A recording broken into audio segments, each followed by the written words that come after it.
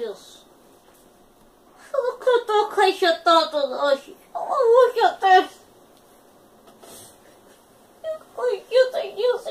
Eu acredito. Claudinete! Claudinete!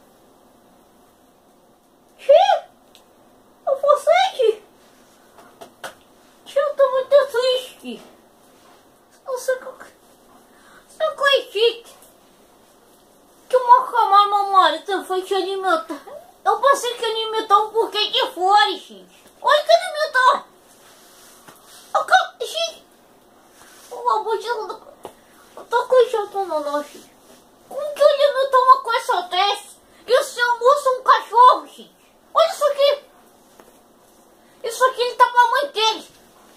Pelo amor de Deus. Olha, sinceramente, eu sonhando que o meu marido ia chegar aqui e botar um buquê de flores. Claudinete, que amo meu almocinho. Você que faz arroz doce que eu amo, faz aquele bolinho que eu amo. Sabe o que faz? Vai que eu me dá um cachorro no almoço desse. Ah, pelo amor de Deus, gente, eu tô sem paciência aqui. Sinceramente, eu tô sem paciência. Gente, ó, fico pra vocês, tchau, que sinceramente, eu tô acreditando, tô, gente. Pelo amor de Deus.